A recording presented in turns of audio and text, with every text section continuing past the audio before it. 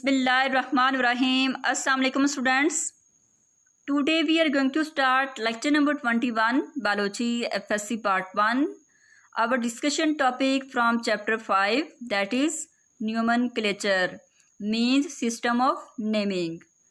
Topic start करने से पहले बच्चे हम थोड़ा रिकॉल कर लें कि प्रीवियस लेक्चर में हमने क्या स्टडी किया था। तो प्रीवियस लेक्चर में बच्चे हमने जो है स्टडी किया था कि लाइफ के अंदर बहुत ज़्यादा वैरायटी पाई जाती है, बहुत ज़्यादा इसके अंदर डाइवर्सिटी मौजूद है। जैसे बच्चों आप लोगों ने देखा कि प्लांट की स्पीशीज़ हम 0.5 मिलियन जो है वो डिस्कवर कर चुके हैं। इसी तरह एनिमल 1.5 मिलियन जो है स्पीशी हम डिस्कवर कर चुके हैं। तो हर स्पीशी को बच्चे 1 बाय 1 स्टडी करना बहुत ज़्यादा टफ था। इस वजह से हम लोगों ने लिविंग थिंग्स को क्लासीफाई कर लिया, उनके ग्रुप्स और सब ग्रुप बना लिए उनकी सिमिलरिटीज़ की बेस पर और डिससिमिलरिटीज़ की बेस पर, ताकि लिविंग थिंग्स को स्टडी करना आसान हो जाए। इसी तरह बच्चे लिविंग थिंग्स को एक स्पेसिफिक नेम दिया जाता है जिसके अकॉर्डिंग हम उसकी जो है आइडेंटिफिकेशन करते हैं। तो वो सिस्टम हमारे पास कौन सा है? नोमेनक्लेचर। नोमेनक्लेचर बच्चे ऐसा बायोलॉजिकल सिस्टम है जिसके अंदर लिविंग थिंग्स को एक स्पेसिफिक नेम दिया जाता है। जिस तरह बच्चे आप लोगों का एक स्पेसिफिक नेम है जिसके अकॉर्डिंग आपकी आइडेंटिफिकेशन की जाती है क्लास में देखें बच्चे इतने ज़्यादा बच्चे होते हैं तो हर बच्चे का अपना एक स्पेसिफिक नेम होता है और उस स्पेसिफिक नेम से हम उसको आइडेंटिफाई करते हैं कि फ़लाँ बच्चे की जो है हम बात कर रहे हैं। इसी तरह हमारे पास जो लिविंग थिंग्स हैं प्लांट्स के हवाले से या एनिमल्स के हवाले से, तो उनके भी हमारे पास जो हैं स्पेसिफिक नेम होते हैं जिसके अकॉर्डिंग हम उसको क्लासीफाई करते हैं, उसके अकॉर्डिंग हम उसको आइडेंटिफाई करते हैं। तो वो हमारे पास कौन सा बायोलॉजिकल सिस्टम है? वो बायोलॉजिकल सिस्टम है नोमेनक्लेचर। इस नोमेनक्लेचर सिस्टम के अकॉर्डिंग हम लिविंग थिंग्स को एक नेम देते हैं ताकि हम उसको ईजिली आइडेंटिफाई कर सकें। Need of nomenclature. नोमेनक्लेचर की बच्चे ज़रूरत क्यों पेश आई? हम लोगों ने क्यों ये सोचा कि लिविंग थिंग्स को एक नेम देना चाहिए जिसके अकॉर्डिंग जो है हम उसको आइडेंटिफाई कर सकें? तो बच्चे बहुत ज़्यादा रीज़न थी नोमेनक्लेचर को बनाने की, बहुत ज़्यादा इसके अंदर जो है जो पाई जा रही थी, वेरिएशंस पाई जा रही थी, जिसके अकॉर्डिंग हम लोगों ने क्या किया कि इनको एक स्पेसिफिक नेम दे दिया जो कि इंटरनेशनल नेम था। उस नेम के अकॉर्डिंग हम इसकी आइडेंटिफिकेशन कर सकते हैं। तो वो बच्चे हमारे पास कौन सी रीजंस है जिसके अकॉर्डिंग नोमेनक्लेचर को बनाया गया? सबसे पहले हमारे पास है different names for same species, कि सेम स्पीशीज़ के लिए हम डिफरेंट नेम्स यूज़ कर रहे थे। जैसे डिफरेंट रीजन के अंदर एक ही स्पीशीज़ को डिफरेंट नेम दिए जा रहे होते हैं। सेकेंडली बच्चे same name for different species, कि एक ही नेम जो है वो डिफरेंट स्पीशीज़ के लिए इस्तेमाल किया जा रहा था। ये रीज़न थी नोमेनक्लेचर को बनाने की। थर्ड इसके अंदर था नो साइंटिफिक बेसिस, कि कोई बच्चे कोई बेसिक या कोई साइंटिफिक क्राइटेरिया नहीं था जिसके अकॉर्डिंग हम उसका नाम रख रहे थे।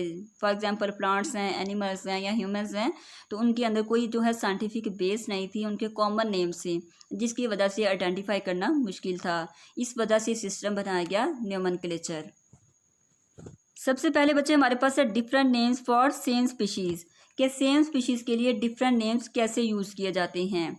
अब देखिए कि बच्चे पुराने वक्तों में क्या होता था कि एक ही प्लांट के लिए या हमारे पास एक ही एनिमल था, उसके अंदर डिफरेंट रीजन्स या डिफरेंट एरियाज़ के अंदर उसके लिए डिफरेंट नेम्स यूज़ किए जाते थे, जिसकी वजह से आइडेंटिफिकेशन बहुत ज़्यादा मुश्किल हो गई थी, बहुत ज़्यादा कन्फ्यूजन हो गई थी। तो इस वजह से जो हमारे पास जो है नोमेनक्लेचर बनाया गया, एक सिस्टम बनाया गया जो कि एक साइंटिफिक नेम था जो कि किसी भी एनिमल, प्लांट्स या ह्यूमंस को दिया जाता था जिसके अकॉर्डिंग हम उसकी क्लासिफिकेशन करते थे या उसको आइडेंटिफाई करते थे। इसकी एग्जाम्पल में बच्चे हमारे पास क्या आता है? अनियन है। तो देखिए बच्चे अनियन है तो इसके डिफरेंट नेम्स हैं, डिफरेंट रीजन्स के अंदर इसके डिफरेंट नेम्स बोले जाते हैं। तो अनियन है, इसको उर्दू में प्याज कहते हैं।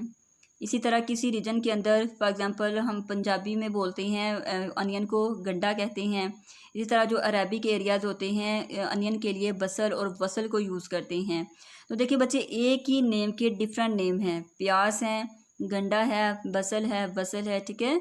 तो ये हमारे पास डिफरेंट नेम थे। ये हम क्या बात कर रहे हैं कि सेम स्पीशीज़ है, एक ही स्पीशी है, लेकिन इसके डिफरेंट नेम्स जो हैं वो यूज़ किए जाते हैं, जिसकी वजह से कन्फ्यूजन हो रही थी। वो बच्चे कन्फ्यूजन कैसे हो रही थी? फॉर एग्जांपल बच्चे कोई एक अमेरिकन पर्सन आता है तो वो अनियन के बारे में जानता है लेकिन वो अमेरिकन पर्सन कहाँ चला जाता है, किसी अरेबिक एरिया के अंदर चला जाता है। जैसे वहाँ अनियन के लिए बसल और वसल का वर्ड जो है वो यूज़ किया जाता था। तो जब वो अनियन का वर्ड जाके वहाँ यूज़ कर रहा था तो जो वहाँ के लोग थे वो कंफ्यूज हो रहे थे कि ये किस चीज़ का नेम ले रहे हैं। इसी तरह का ये कोई अरेबिक अमेरिका में चला जाता है तो वहाँ तो अनियन यूज़ किया जाता है, लेकिन वो क्या यूज़ करते थे, बसल और वसल यूज़ करते थे, जिसकी वजह से क्या हुआ कि बहुत ज़्यादा कन्फ्यूजन क्रिएट हो गई। तो इस कन्फ्यूजन को दूर करने के लिए एक सिस्टम बनाया गया जिसको हम न्यूमेनक्लेचर कहते हैं। इसी तरह बच्चे हमारे पास अमलतास है। तो अमलतास बच्चे ये बहुत ही ब्यूटीफुल हमारे पास प्लांट्स हैं, ठीक है, जैसे आप लोगों को ये स्क्रीन के ऊपर नज़र आ रहा है। तो इसके भी क्या थे कि डिफरेंट एरियाज़ के अंदर इसके लिए डिफरेंट नेम्स यूज़ किए जा रहे थे। जैसे हमारे पास अमलतास है तो इसको आर्गेव भी कहते हैं, गुरमाला भी कहते हैं, golden shower and purging cassia are common names of same plant. कि अमलतास के लिए ये डिफरेंट नेम जो हैं वो डिफरेंट एरियाज़ के अंदर बोले जा रहे थे, जिसकी वजह से कन्फ्यूजन हो रही थी। इस वजह से अमलतास का एक स्पेसिफिक नेम रखा गया, एक साइंटिफिक नेम रखा गया, जिसके अकॉर्डिंग हम इसकी आइडेंटिफाई करते हैं। इंटरनेशनल मीन्स पूरे वर्ल्ड के अंदर हम एक ही जो है साइंटिफिक नेम जो कि यूज़ करते हैं। सेकेंडली बच्चे हमारे पास है same name for different species, कि डिफरेंट स्पीशीज़ थी लेकिन उसके लिए हम एक ही वर्ड को यूज़ कर रहे थे, ठीक है। In some cases one name is use for many different plants and animals, कि कुछ केसेस के अंदर क्या होता है कि हम एक ही नाम को डिफरेंट प्लांट्स के लिए भी और डिफरेंट एनिमल्स के लिए भी यूज़ कर रहे होते हैं। फॉर एग्जाम्पल ब्लू बेल, कि हमारे पास ऐसे प्लांट्स होते हैं जिनको कहा जाता है कि ये ब्लू, उनकी जो शेप होती है वो बेल शेप होती है और ब्लू कलर के होते हैं। तो क्या हमारे पास जितने भी प्लांट्स बेल शेप के होंगे और ब्लू कलर के होंगे वो एक ही होंगे, वो सेम स्पीशीज से बिलोंग करते होंगे? नहीं बच्चे, वो जो हमारे पास कितने ज़्यादा प्लांट्स होते हैं जिनकी बेल शेप होती है लेकिन वो सेम स्पीशीज से बिलोंग नहीं करते, वो डिफरेंट स्पीशीज से बिलोंग करते हैं, उनके डिफरेंट नेम्स होते हैं। इसकी वजह से भी कन्फ्यूजन क्रिएट हो रही थी, जिसकी वजह से नोमेनक्लेचर को जो है वो बनाया गया। इसी तरह बच्चे हमारे पास है ब्लैक बर्ड। अब ब्लैक बर्ड का क्या मतलब है कि काला परिंदा। तो जब भी काले परिंदे की बात करें तो आपके माइंड में क्या आता है, डायरेक्टली आप यही सोचेंगे कि कौवे की यहाँ बात हो रही है। तो ब्लैक बर्ड को बच्चे कुछ एरिया के अंदर जो है वो क्रो के लिए यूज़ किया जा रहा था, लेकिन कुछ एरिया के अंदर रेवन जो पहाड़ी कौवा होता है, ठीक है, इनके लिए यूज़ किया जा रहा था। वो कैसे यूज़ कर रहे थे, जैसे हम लोगों ने प्रीवियस लेक्चर में पढ़ा कि जो हमारे पास पहले बायोलॉजिस्ट होते थे वो इनके मॉर्फोलॉजी की बेस पर जो है इनके नेम रख देते थे। अब जिनके जैसे क्या था कि हमारे पास जो क्रो था और रेवन था, ये ब्लैक कलर के थे बच्चे। तो ब्लैक कलर की वजह से हमने इसको क्या कहना शुरू कर दिया, ब्लैक बर्ड कहना शुरू कर दिया। लेकिन ये बच्चे टोटली जो है वो कन्फ्यूजिंग था, जो है इसको समझना, इसको आइडेंटिफाई करना मुश्किल था। इस वजह से नोमेनक्लेचर को जो है वो इस्टेब्लिश किया गया। ये देखिए बच्चे हमारे पास क्रो और रेवन आप लोगों को जो है वो स्क्रीन में नज़र आ रही हैं। ये हमारे पास क्रो है, ठीक है, और ये रेवन है, ठीक है। इन दोनों का कलर ब्लैक है, ठीक है। ब्लैक की वजह से हम इसको क्या कहते हैं, ब्लैक बर्ड कहते हैं। लेकिन ये दोनों हमारे पास डिफरेंट स्पीशीज़ हैं और इनके नेम भी जो है साइंटिफिक डिफरेंट हैं, जो कि पूरे वर्ल्ड के अंदर जो है वो यूज़ किए जाते हैं। इसी तरह बच्चे हमारे पास है नो साइंटिफिक बेसिस। अब थर्ड जो हमारे पास रीज़न थी नोमेनक्लेचर को जो है बनाने की, वो थी साइंटिफिक बेस, कि बच्चे कोई साइंटिफिक बेस नहीं यूज़ की जा रही थी कॉमन नेम्स के लिए। जैसे हमारे पास है फ़िश, कि फ़िश अगर हमने किसी फ़िश को डिफ़ाइन करना हो, आपसे पूछ लिया जाए कि फ़िश किसको कहते हैं, तो जो बच्चे वर्टिब्रेट एनिमल है जिसके अंदर बैकबोन मौजूद होती है, ठीक है, फिन्स होते हैं और गिल्स होते हैं, इसको हम फ़िश कहते हैं। ये बच्चे एक साइंटिफिक बेस है कि साइंटिफिक के अकॉर्डिंग जो है, साइंटिफिक बेसिस के अकॉर्डिंग जो है फिन्स के अंदर क्या चीज़ मौजूद होगी, बैकबोन मौजूद होंगी, फिन्स होगी और गिल्स मौजूद होंगे। लेकिन हमारे पास क्या है, सिल्वर फिश है, तो सिल्वर फिश एक फ़िश नहीं है। क्यों? क्योंकि इसके अंदर ना तो बच्चे फिन्स होते हैं और ना ही गिल्स होते हैं। सिल्वर फिश एक हमारे पास इंसेक्ट है, इस वजह से हम इसको फ़िश कंसीडर नहीं करते, बल्कि ये एक हमारे पास इंसेक्ट है। तो ये भी कन्फ्यूजन जो है वो क्रिएट कर रहा था कि हम जो सिल्वर फिश है या क्रे फिश है इसको हम फ़िश कंसीडर कर रहे थे, लेकिन ये एक्चुअली हमारे पास क्या है, एक इंसेक्ट है। इसके अंदर जो भी कैरेक्टर्स पाई जाती हैं वो इंसेक्ट की पाई जाती हैं। इसी तरह बच्चे हमारे पास क्रे फिश है, जेली फिश है, स्टार फिश है, ये सारी जो है फ़िश की डेफिनेशन के अकॉर्डिंग जो है वो पूरी नहीं होती, ठीक है। इनके अंदर वो करैक्टर्स मौजूद नहीं होते जो कि फ़िश के अंदर मौजूद होते हैं। जैसे अभी हम लोगों ने बात की बैकबोन की, फिन्स की और गिल्स की, तो इनके अंदर ये चीज़ें मौजूद नहीं होती, जिसकी वजह से क्या होता है कि इनको हम फ़िश की कैटेगरीज के अंदर नहीं रखते। तो इस वजह से भी क्या हुआ कि नो साइंटिफिक बेस के अकॉर्डिंग भी नोमेनक्लेचर को बनाया गया। Beginning of the nomenclature. अब ये देखिए कि बच्चे न्यूमनक्लेचर को किसने स्टार्ट किया। तो बच्चे न्यूमनक्लेचर को सबसे पहले जो हमारे पास एक स्वीडिश बोटैनिस्ट था जिसका नाम था कार्लस लिनियस, इसने न्यूमनक्लेचर को जो है वो बनाया था। इसने क्या कहा था कि बच्चे इसने एक ऐसा सिस्टम बनाया था जिसके अंदर उसने नेमिंग दी, ठीक है, एक स्पेसिफिक नेम दिया और उसको क्लासीफाई किया जिसके अकॉर्डिंग जो है हम लोग लिविंग थिंग्स को इजीली जो है आइडेंटिफाई कर सकते थे। अब ये जो बच्चे नेम दिया जा रहा था ये इंटरनेशनली तौर पर कि पूरी दुनिया के अंदर हम वो नेम यूज़ कर रहे थे, जिसकी वजह से जैसे बच्चे अनियन है तो इसका जो साइंटिफिक नेम है वो एलियम सेपा है। तो एलियम सेपा जो है वो थ्रू आउट द जो है वर्ड जो है बोला जाता है, जिसके अकॉर्डिंग हम इसकी आइडेंटिफिकेशन कर सकते हैं कि अगर अमेरिकन के साइंटिस्ट है वो एलियम सेपा यूज़ कर रहे हैं तो तुर्की के जो साइंटिस्ट होंगे वो भी क्या करेंगे, इसको इसके लिए एलियम सेपा ही यूज़ करेंगे। ये एक हमारे पास स्पेसिफिक नेम है जो कि न्यूमनक्लेचर के अकॉर्डिंग किसने दिया था, कार्लस लिनियस ने दिया था। क्लियर। इसी तरह क्या हुआ कि ये जो हमारे पास कार्लस लिनियस था इसने कॉमन नेम्स को रिजेक्ट कर दिया, क्योंकि इसने कहा कि जो कॉमन नेम है इसकी कोई साइंटिफिक बेस नहीं है, जिसके अकॉर्डिंग उसने क्या किया कि जो कॉमन नेम से उसको रिजेक्ट कर दिया और साइंटिफिक नेम जो है लिविंग थिंग्स को दिए गए ताकि हम इसको आइडेंटिफाई कर सकें। उसने बच्चे क्या किया कि उसने जो साइंटिफिक नेम है, ठीक है, वो लैटिन वर्ड लतीनी जो है वर्ड के अंदर उसको लिखना शुरू किया। ठीक है, उसने जो सबसे पहली जो बुक 1753 के अंदर लिखी वो उसमें क्या लिखा कि उसके अंदर बच्चे प्लांट्स के नेम की उसने लिस्ट बनाई कि प्लांट्स के साइंटिफिक नेम रखे, ठीक है, उनकी एक लिस्ट बनाई और उसको अपनी बुक के अंदर पब्लिश करवाया। और पब्लिश कब करवाया उसने, 1753 में। उसने क्या कहा था कि जो साइंटिफिक नेम है हर प्लांट के उसके दो पार्ट्स हैं, ठीक है, दो पार्ट्स जो किसके अकॉर्डिंग हो सकते हैं, या तो वो नेम अकॉर्डिंग हो सकता है उस ऑर्गेनिज्म या प्लांट के कैरेक्टर्स की बेस पर कि जो उसके अंदर खसूसियत पाई जाती हैं उसके अकॉर्डिंग उसके नाम दिया जाता है, या उस पर्सन का जिस पर्सन ने उस प्लांट को कलेक्ट किया होगा या उस प्लांट के बारे में आइडेंटिफिकेशन की होगी तो उसके अकॉर्डिंग उसने उसको नेम देना शुरू किया। इसी तरह बच्चे उसने एनिमल्स नेम्स की लिस्ट बनाई और उसको अपने जो है बुक के अंदर उसको पब्लिश करवाया। और पब्लिश उसने कब करवाया, 1758 में। ठीक है, प्लांट की पब्लिकेशन 1753 में हुई और एनिमल की पब्लिकेशन कब हुई, 1758 में हुई।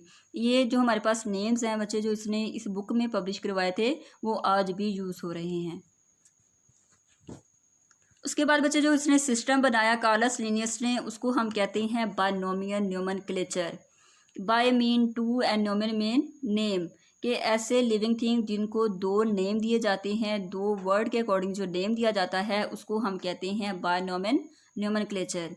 The system of giving each species a scientific name, ऐसा सिस्टम जिसके अंदर हर स्पीशी को एक साइंटिफिक नेम दिया जाता है और वो साइंटिफिक नेम किस पे कंसिस्ट होता है, टू वर्ड्स पे कंसिस्ट होता है, जिसकी वजह से हम इसको कहते हैं बायनोमियल न्यूमेनक्लेचर कहते हैं। रूल्स बच्चे क्या हैं बायनोमियल नोमेनक्लेचर के। अब इसने ये जो सिस्टम बनाया था इसके बच्चे कुछ रूल्स बनाए थे जिसके अकॉर्डिंग इसको नेम दिया जाता था। पहला रूल इसका क्या है कि each species has only one scientific name, ये हर स्पीशी का एक अपना और सिर्फ एक ही साइंटिफिक नेम होगा जिसके अकॉर्डिंग उसकी आइडेंटिफिकेशन होगी। क्लियर।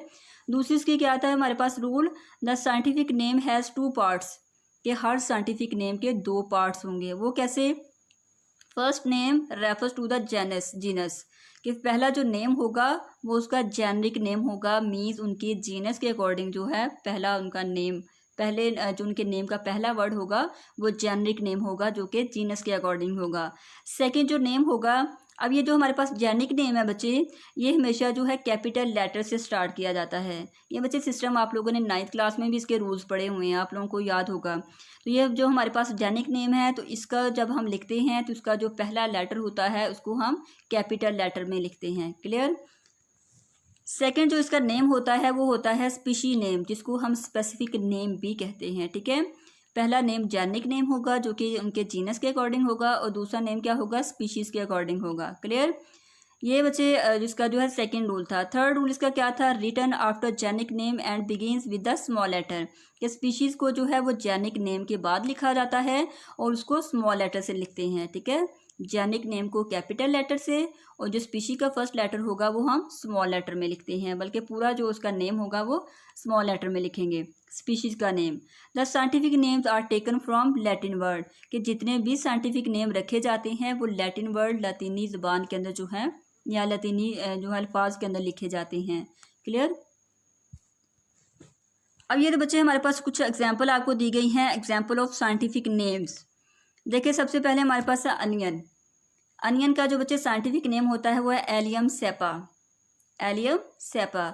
इसी तरह अमलतास है तो इसका साइंटिफिक नेम है कैसिया फिस्टोला। मैन का होमो सेपियंस। पोटाटो है बच्चे, इसको सोलेनम ट्यूबरसम कहते हैं।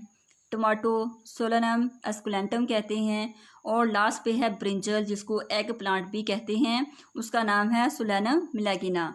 ठीक है, ये बच्चे हमारे पास डिफरेंट जो हैं प्लांट्स के नेम हैं। ठीक है, इनके अंदर जो है साइंटिफिक नेम दिए गए हैं। इस साइंटिफिक नेम के अकॉर्डिंग जो है इंटरनेशनली इनको जो है वो आइडेंटिफाई किया जाता है। अब बच्चे साइंटिफिक नेम को लिखने का तरीका होता है। अब साइंटिफिक नेम को बच्चे आप इटैलिसाइड भी कर सकते हैं, इटैलिक में भी लिख सकते हैं। मीन्स अगर आप लोगों ने एलियम सेपा को लिखना है तो आप इसको थोड़ा टेढ़ा करके लिखेंगे। ठीक है, इटैलिक आप लोगों ने देखी हुई ना कि इटैलिक के किस तरह वर्ड्स लिखते हैं, तो वो थोड़ी टेढ़ी राइटिंग होती है एलियम सेपा को। अगर आप लोगों ने इसी तरह आप लोगों ने इसके नेम लिखने हैं, फॉर एग्जांपल अपनी सीधी राइटिंग में लिख रहे हैं, तो आप इसको कैसे लिखेंगे? इसको बच्चे लिखने के लिए तरीका हमारे पास क्या है कि ये हमारे पास फॉर एग्जांपल अमलतास की यहाँ बात हो रही है तो इसका नाम है कैसिया फिस्टोला। ठीक है, इसको हम अंडरलाइन करते हैं। इसको लिखने का क्या तरीका है कि जब हम इसको सीधी राइटिंग में लिखते हैं तो इसके नेम को हम अंडरलाइन करते हैं, जिस तरह ये है और ये है।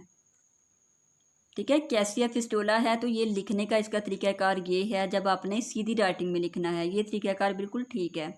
इसी तरह अगर आप लोगों ने होमो सेपियंस है तो अगर कुछ बच्चे ऐसे होते हैं कि वो पूरी के ऊपर लाइन लगा देते हैं, जल्दी जल्दी में होते हैं ना, तो क्या करते हैं कि वो पूरे के लाइन लगा देते हैं, लेकिन ये साइंटिफिक तरीका बिल्कुल रॉन्ग है। ठीक है, बेशक आप लोगों ने होमो सेपियंस के स्पेलिंग बिल्कुल ठीक लिखे हुए हैं, ठीक है, अच्छी राइटिंग में लिखे हुए हैं, लेकिन जब आपने उसको पूरे को अंडरलाइन कर देते हैं तो वो आपका साइंटिफिक नेम जो होता है वो गलत हो जाता है। क्लियर। इसी तरह बच्चे हमारे पास क्या है, same generic name Solanum for potato and tomato means that there is a close relationship between these two species. आप देखिए कि बच्चे ये हमारे पास जो है ये इसके लिए पोटाटो के लिए, टमाटो के लिए और ब्रिंजल के लिए सेम जो बच्चे जेनिक नेम यूज़ किया जा रहा है, सोलेनम सोलेनम एंड सोलेनम।